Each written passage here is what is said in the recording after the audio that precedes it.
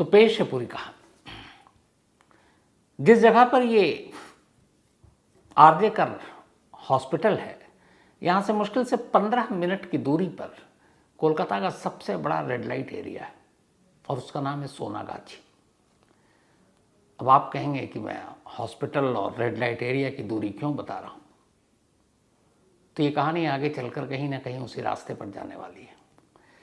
तो इस हॉस्पिटल से करीब 15 मिनट की दूरी पर सोनागाछी कोलकाता का सबसे बड़ा रेड लाइट एरिया, और इस हॉस्पिटल के अंदर पढ़ने वाले जो या ट्रेनिंग के लिए या जूनियर डॉक्टर के तौर पर आते हैं, ये चूँकि नामचीन अस्पताल है, बहुत बड़ी तादाद में आते हैं। इस हॉस्पिटल के अंदर जो सिर्फ हॉस्टल हैं, आप उसमें देखिए कितने डॉक्टर रहते हैं। आरजे कर हॉस्पिटल के कैंपस के अंदर जो बॉयज़ के लिए हॉस्टल है, कुल 4 बॉयज़ हॉस्टल हैं इस हॉस्पिटल के। एक सिर्फ हॉस्पिटल के कैंपस के अंदर है और वो सबसे बड़ा हॉस्टल है।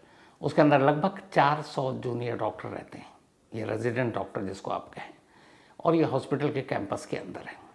इसके अलावा 3 बॉयज़ हॉस्टल इस हॉस्पिटल के बाहर हैं, करीब ही हैं, और उनमें जो एवरेज डॉक्टर रहते हैं 100 to 50 के बीच में।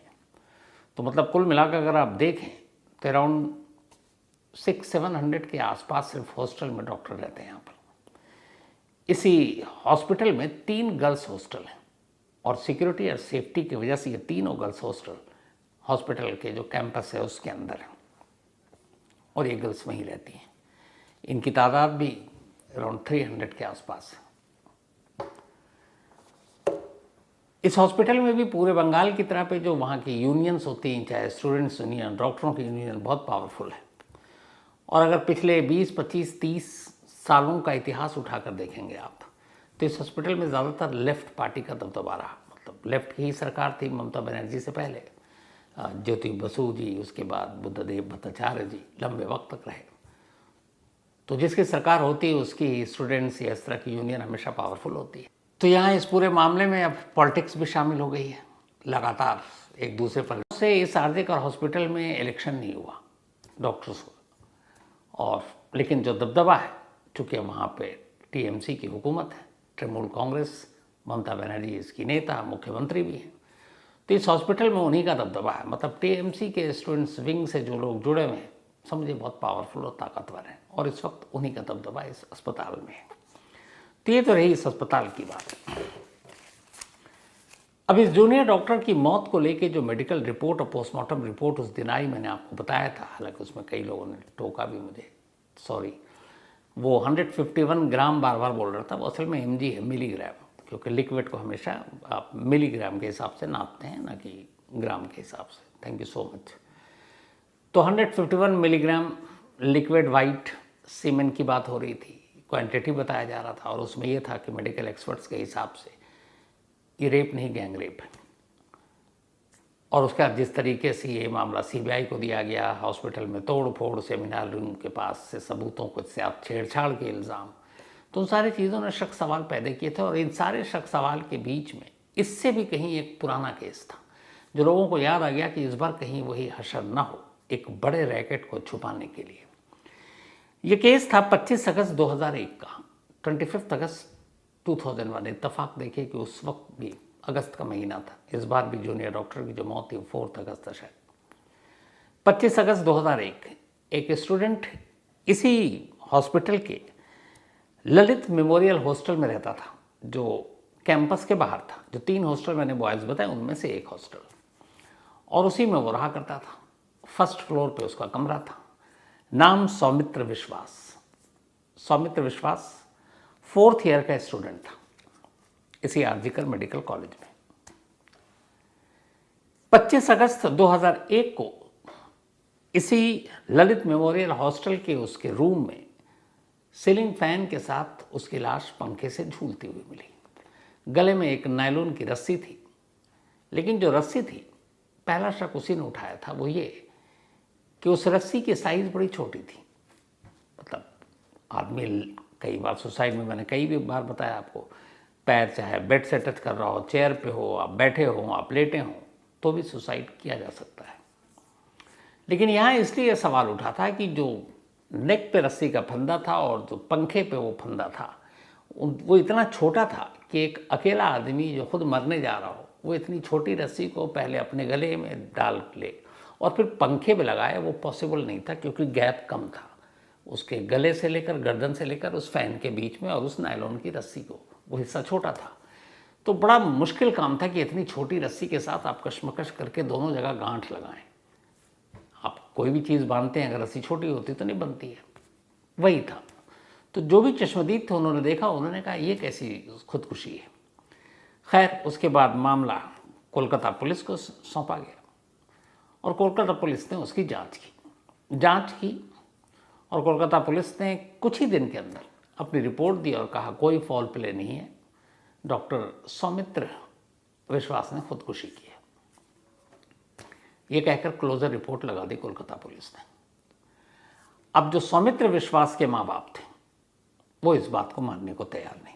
वो बार बार वेस्ट बंगाल की सरकार के पास पहुँचे, कमिश्नर के पास पहुँचे कि मेरे बेटे ने खुदकुशी नहीं की है बल्कि एक मर्डर है और इसके पीछे एक बहुत बड़ा रैकेट है और वो रैकेट है पोर्नोग्राफी का रैकेट, अश्लील फिल्मों का धंधा, जिसके साथ ही आरजे कर हॉस्पिटल जुड़ा हुआ है। बाकायदा उनकी माँ ने ये एलिगेशन 2001 में लगाया था, आज से 23 साल पहले। लेकिन किसी ने सुना नहीं। कोलकाता पुलिस ने कहा हमने जांच कर ली, इसमें कोई ऐसा है ही नहीं, मामला एकदम सपाट है, आपके बेटे ने खुदकुशी की है, इसलिए कोई जांच आगे जारी करने का मतलब नहीं है। पेरेंट्स हारे नहीं, वो पहुंच गए सीधे कोलकाता हाई कोर्ट और उन्होंने कोलकाता हाई कोर्ट में एक अर्जी लगाई और दलील दी कि कोलकाता पुलिस ने हमारे बेटे की मौत की जांच ढंग से नहीं की है और कुछ लोगों को बचाया जा रहा है और एक बड़ा रैकेट है जिसको छुपाया जा रहा है और मेरा बेटा उसी की भेंट चढ़ गया। तो इस मामले की जांच सीबीआई को सौंपी जाए, सेम अभी जो सीबीआई को सौंपी गई। कोलकाता हाईकोर्ट ने उनकी अर्जी सुनी। अर्जी सुनने के बाद हाईकोर्ट ने एक फैसला दिया। उन्होंने कहा कि सीबीआई को तो नहीं, लेकिन हम सीआईडी को कोलकाता की ये केस सौंपते हैं और कोलकाता सीआईडी इस मामले की जांच करेगी। अब मामला सीआईडी को सौंपा गया।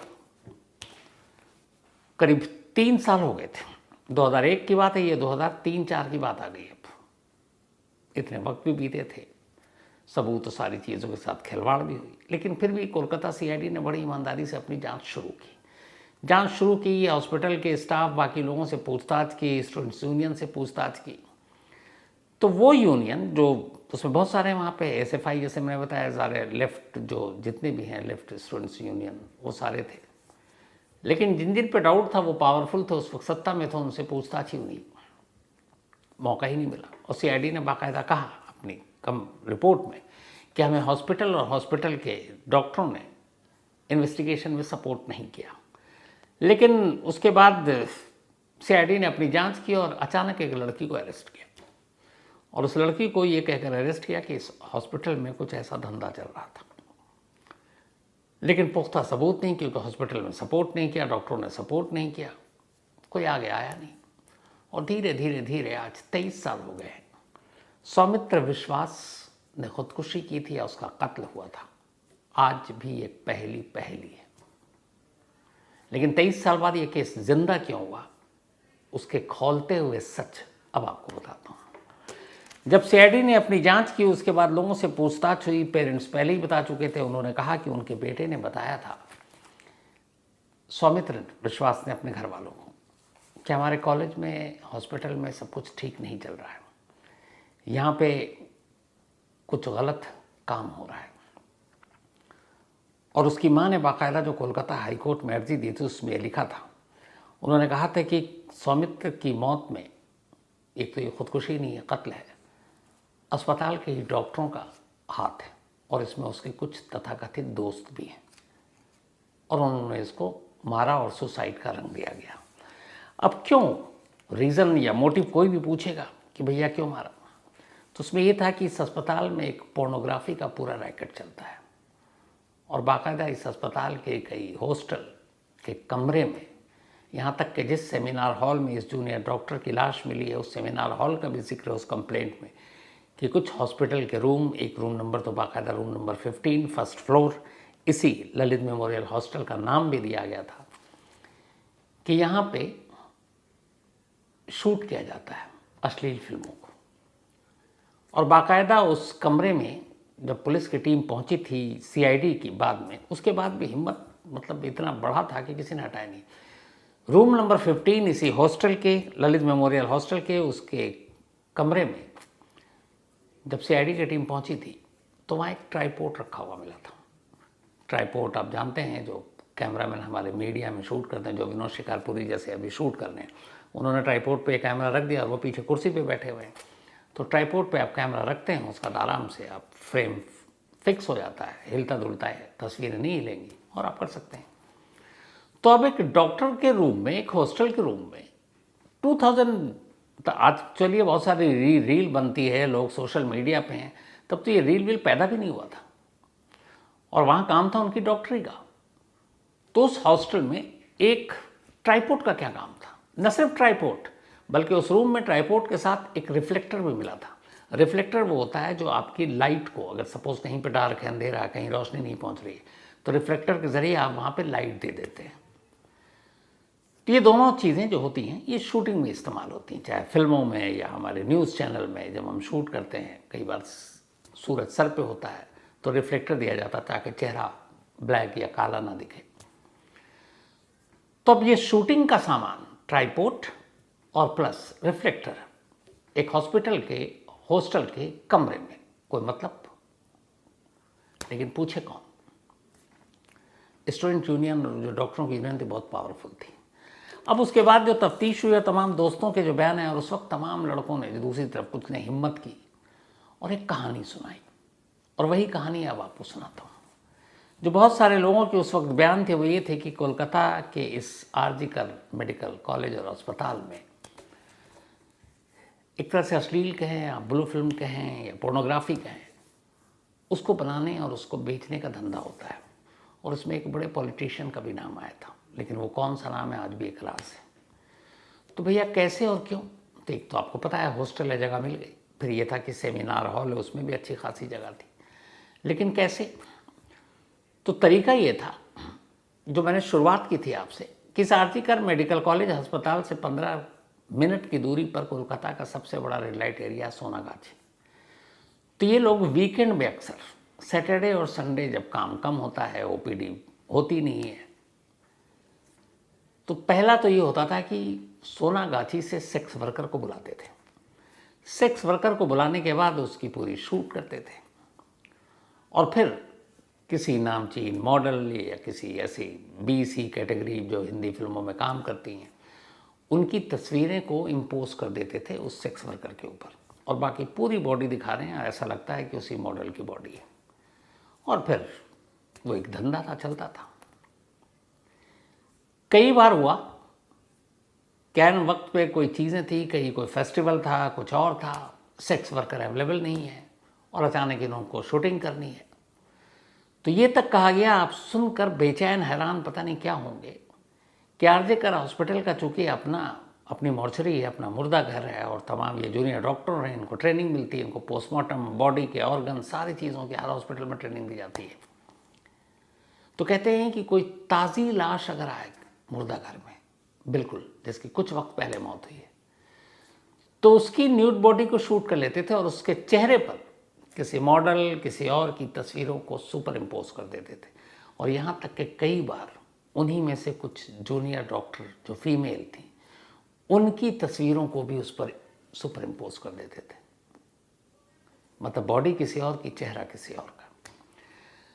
अब अगर ये बात सच है कि सेक्स वर्कर के साथ साथ मुर्दा घर में ताज़ा ताज़ा है मुर्दों के जिस्म को शूट करके और उसके ऊपर किसी दूसरे का चेहरा लगाकर और वो फिल्में बनाई जा रही हैं और ऐसे लोगों को परोसी जा रही हैं, मतलब सोच से परे की चीज़ है।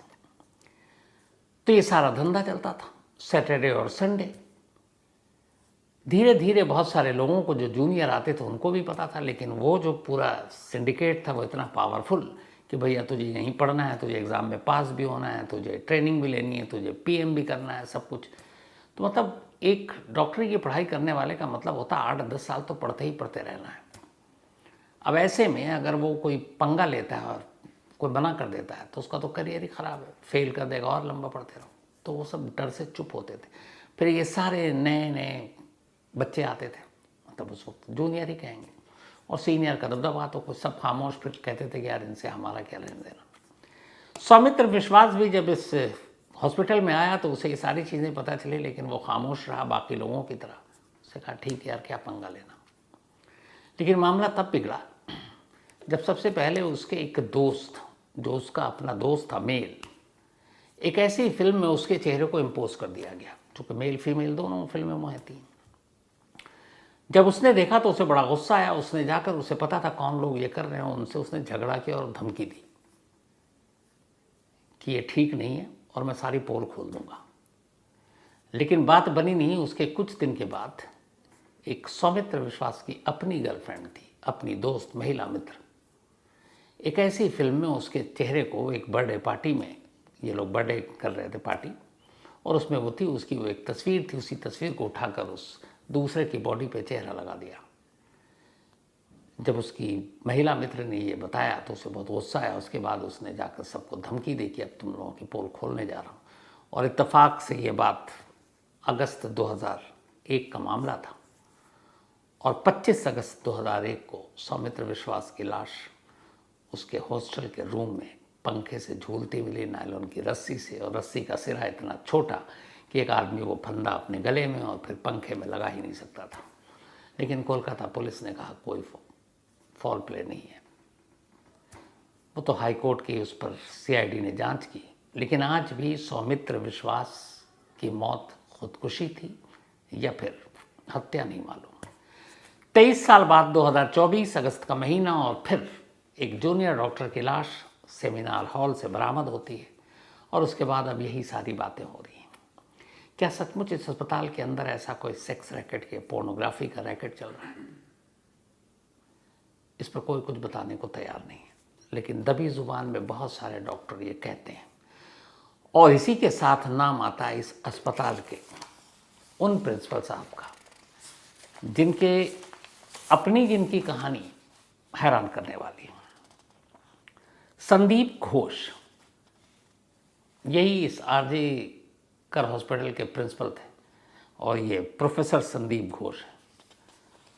ममता बनर्जी की पार्टी और ममता बनर्जी की सरकार में तमाम बड़े अफसरों के साथ इनके बड़े अच्छे रिश्ते हैं। वो रिश्ते हैं कि इनके ऊपर कितने बार इल्ज़ाम लगे। इसी अस्पताल आरजी कर में इनके ऊपर इल्ज़ाम एक से एक लगा कि ये वसूली करते हैं, पास करने के लिए पैसे लेते हैं, जो अस्पताल की पार्किंग है वहाँ स्कूटर वाले से तक के पार्किंग के पैसे लेते हैं, वो सब इनके जेब में जाता है। जो अस्पताल का वेस्ट मटेरियल है उसके ठेके में इनके ऊपर धांधली के इल्ज़ाम लगे। और कमाल ये थी कि जब इनको यहाँ पे प्रिंसिपल बनाया जा रहा था तब इनका नंबर 16वें नंबर पर था। आरजी कर हॉस्पिटल एक नामी हॉस्पिटल है, तो यहाँ के इस प्रिंसिपल को रखेंगे, तैनाती होनी थी, नंबर 16 पे था, मतलब 1 से 16 में चुनना था, 16वें नंबर पे थे।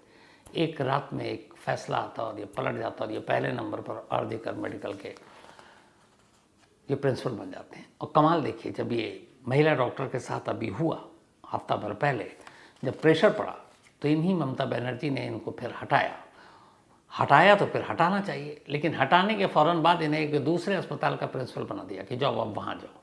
और यही बात कोलकाता हाई कोर्ट को नागवार गुजरी। कोलकाता हाई कोर्ट के जज ने कहा कि एक अस्पताल के अंदर ऐसी चीज़ें हुई, आपने एक तो देर से हटाया प्रिंसिपल को, और हटाया तो हटाया, उसे फ़ौरन दूसरी जगह पोस्टिंग भी दे दी। अरे कम से कम इन्वेस्टिगेशन पूरा होने का, सही झूठ क्या है उसका इंतज़ार तो कर लेती हैं आप, लेकिन ये क्या जल्दी थी। और अभी रडार पर हैं ये प्रिंसिपल साहब। इनको सीबीआई ने 1-2 बार बुलाया, इन्होंने कहा मुझे अपनी जान का ख़तरा है, हंगामा प्रदर्शन चल रहा है। फिर सीबीआई ने अपनी निगरानी में गाड़ी में इनको बुलाकर लंबी पूछताछ की है कल, और अब इनसे पूछताछ की जा रही है। और जाहिर सी बात है, वो 23 साल से जो चला आ रहा, अगर वो सच है तो फिर ये भी चलेगा। तो एक कैरेक्टर तो ये जिनकी वजह से ये सब कुछ चल रहा है इन्हीं हॉस्पिटल, और दूसरे कैरेक्टर हैं विनीत गोयल। विनीत गोयल इस वक्त कलकत्ता के कमिश्नर ऑफ पुलिस हैं। जब ये आईजी सीआईडी हुआ करते थे तब भी ऐसे कुछ केस आए थे, और कहते हैं कि उसको पूरा हशप कर दिया था। ये मैं नहीं कह रहा हूँ, वो वीडियो आपको दिखा नहीं सकता, कोलकाता हाई कोर्ट का सोशल मीडिया पर देखिएगा।